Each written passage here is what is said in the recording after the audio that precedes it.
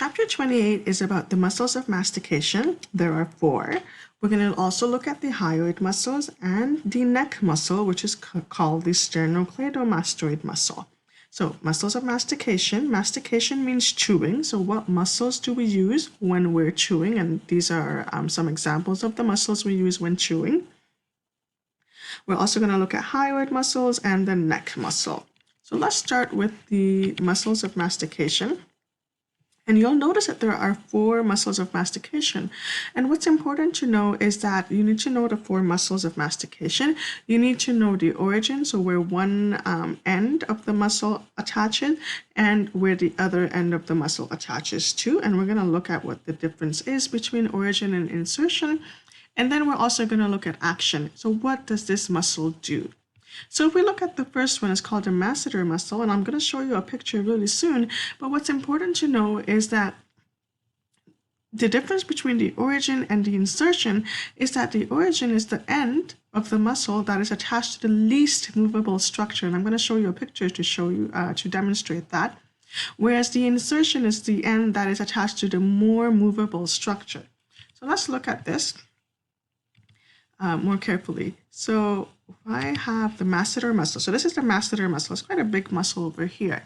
And if you look at the origin, and so remember, origin refers to the end attached to the least movable structure. Insertion is the one attached to the most movable structure. So if I go back to this image, this is the origin. It's attached to this area over here, which is your zygomatic arc. So this is your zygomatic bone. It's attached to the zygomatic arc or bone. That's the origin. And the other end is attached to the angle of the mandible. So this is like the corner of the mandible, or the angle of the mandible is what we say. The reason why this is considered the insertion is because insertion is the part that moves a lot.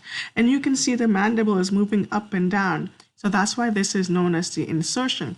This part over here is barely moving. The bone is not moving at all.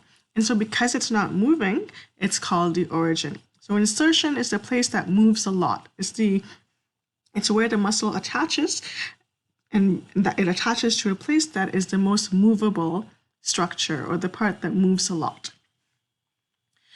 So when you look at the masseter muscle, the origin is the zygomatic arc, or the inferior border. Inferior border means the bottom of the zygomatic arc. And then the insertion is what we say the lateral side, or the side of the angle of the mandible. And this over here, this corner, this is known as the angle of the mandible. And then the action, what is this muscle doing? Well, this muscle is closing the jaw. It's closing the mandible.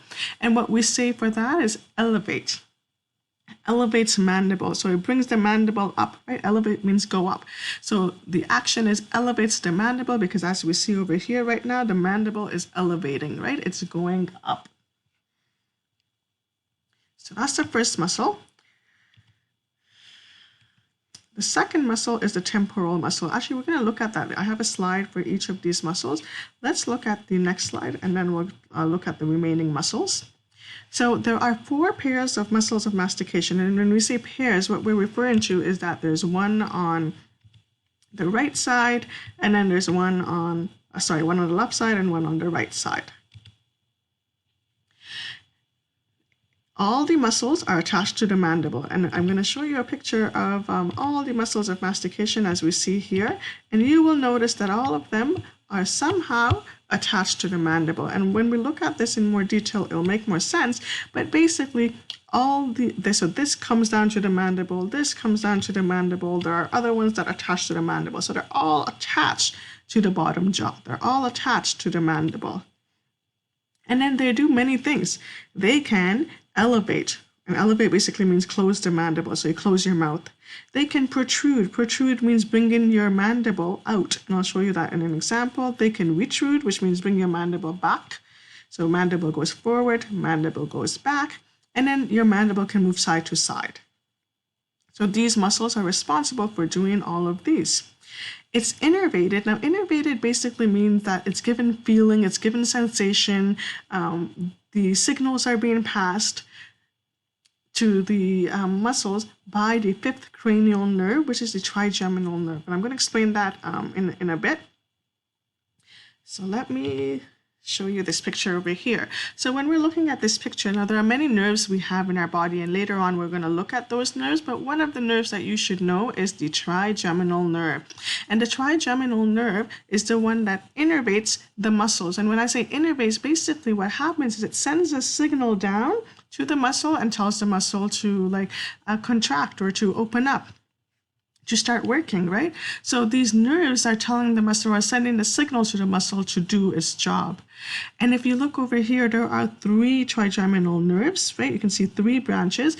The first branch is V1. The second branch is maxillary branch. The first one is, it has to do with the eye. The second one has to do with the maxillary branch, or the top part of your jaw, and then the third branch is the mandibular branch, which goes to the bottom.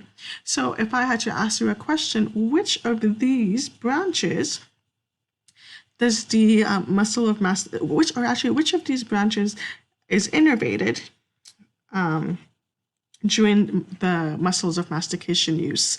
And you would say, I hope, the mandibular branch, which is V3. Because this is the one, because remember, all the muscles are attached to the mandible. So all the muscles are attached to the mandible, and it's innervated by the mandibular branch.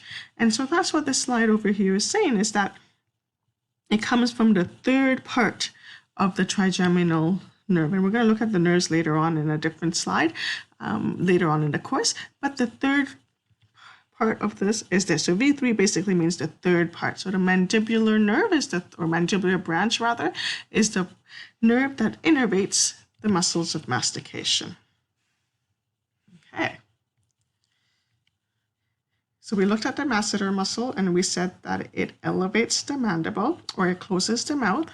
Now we're going to look at the temporal muscle, and the temporal muscle is quite big, right? As you can see, it's really big. And what happens again is with the temporal muscle, when it contracts or when it works, it does the same thing. It elevates the mandible. So let's look at this in more detail. Here is the temporalis muscle. You can see how it's a big fan-shaped muscle. And you can see it's attached to the mandible. And what is it doing? It's elevating or closing the mandible. So it has the same function as the masseter muscle. It elevates the mandible.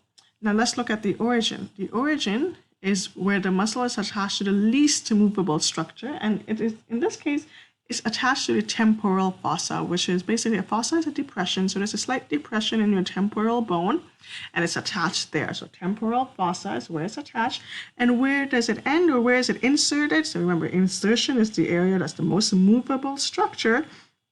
And in this case, it's inserted into the coronoid process. So if you remember the mandibular structure we looked at before, this is the coronoid process. This is the condyle, this is the coronoid process. So it's attached or inserted into the coronoid process. And what does it do? It elevates the mandible. It also helps in retrusion of the mandible. And retrusion of the mandible means if you want to bring your jaw back, this muscle will help you bring the jaw back, will help you retrude the mandible. The third muscle that we're going to look at is the medial pterygoid muscle. And the medial pterygoid muscle also helps with closing the mouth. And if you look over here, I'm going to show you in the skull too, but when we look at the back of the skull, we're going to see this bone. And when we look at this type of bone and you look closely, you'll see there's a lateral pterygoid plate and there's a medial pterygoid plate.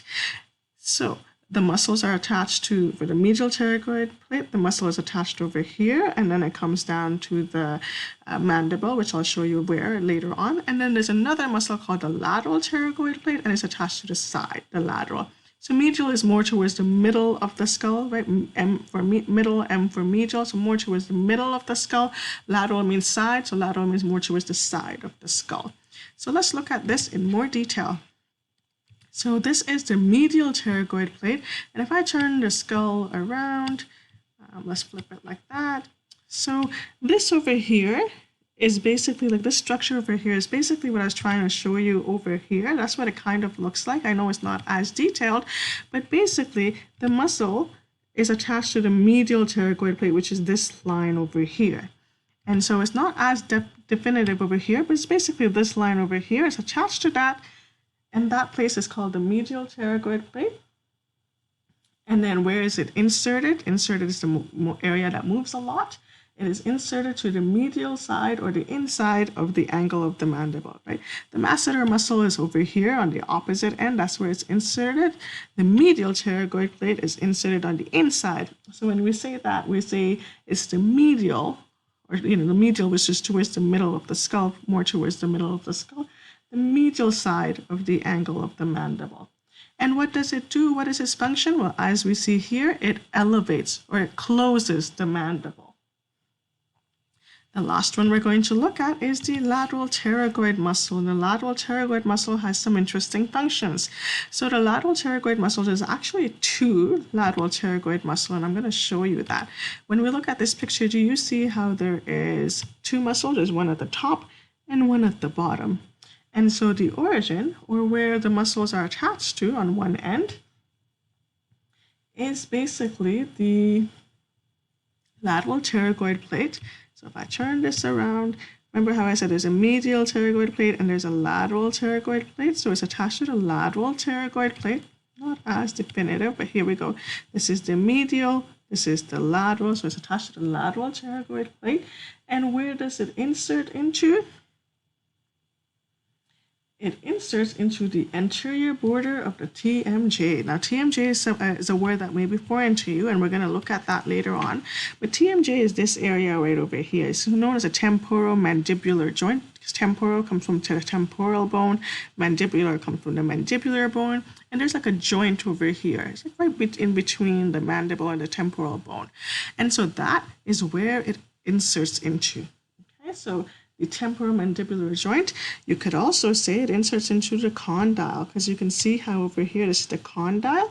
Remember, this is the coronoid process. This is the condyle. So again, the origin is the lateral pterygoid plate. This over here is the medial pterygoid plate. This is the lateral to the side of the skull.